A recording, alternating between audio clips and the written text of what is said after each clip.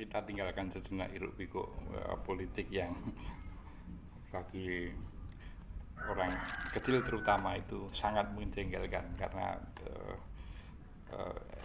seharusnya kabinet ini sudah eh,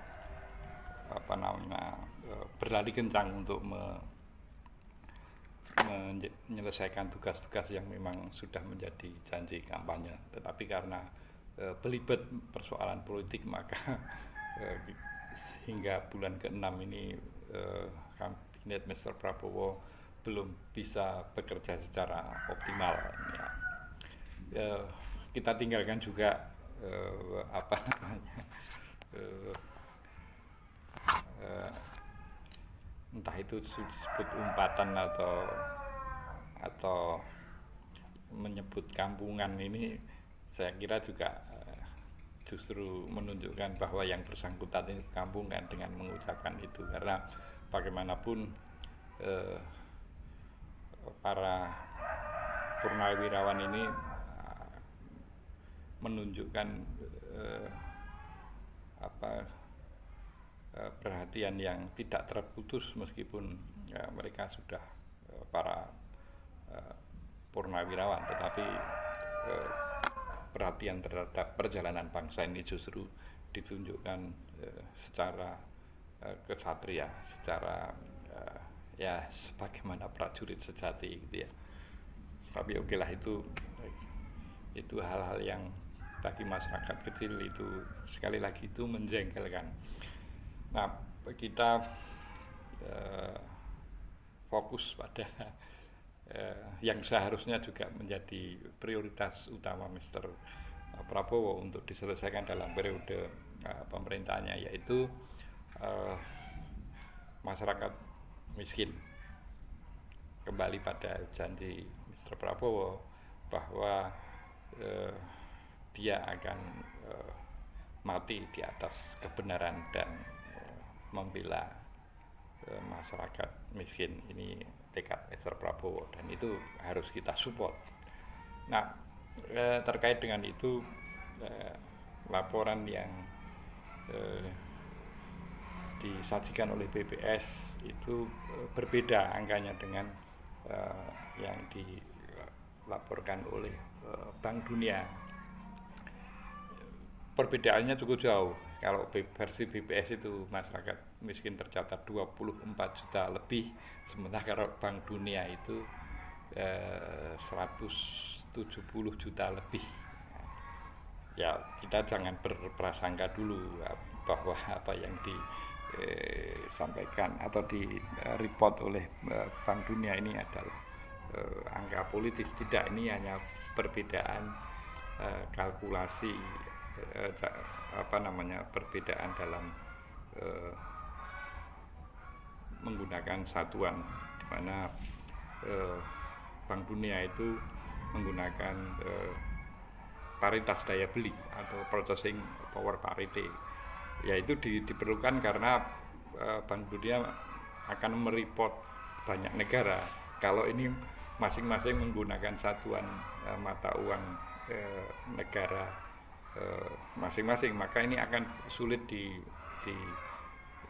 dilakukan komparasi yang satuannya sama.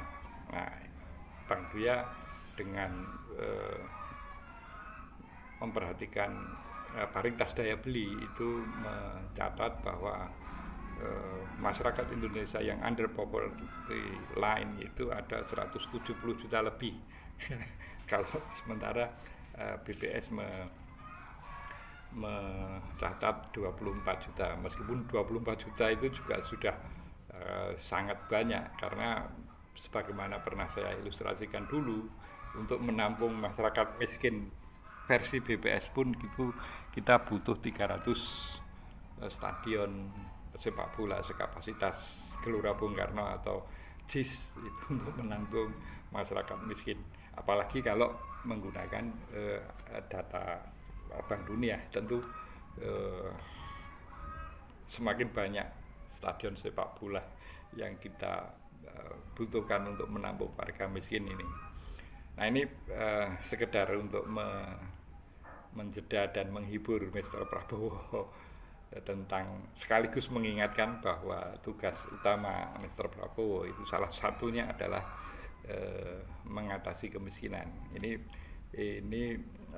termasuk masterpiece-nya Basio dan kawan-kawan, yaitu maling kontrang-kantring. Ini meskipun disampaikan secara lucu, tetapi ini cerminan yang betul-betul real dihadapi oleh masyarakat dalam yang masuk dalam kategori miskin, terlebih miskin yang ekstrim ya.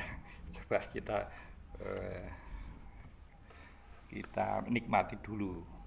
Itu dialog suami istri dari keluarga yang miskin, yang sangat lucu sekaligus mengharukan. Itu dimana saking miskinnya bahkan untuk membuat teh pun itu sampai bertengkar gitu ya. Nah ini kalau dalam barangkali kajian ilmu sosial ini potret-potret keluarga semacam inilah yang berada dalam kemiskinan struktural, karena dalam episode yang ditampilkan oleh Basio dan kawan-kawan, yaitu maling kontrang-kantring, itu sebetulnya mencerminkan kemiskinan struktural, di mana keluarga miskin itu akan meng-create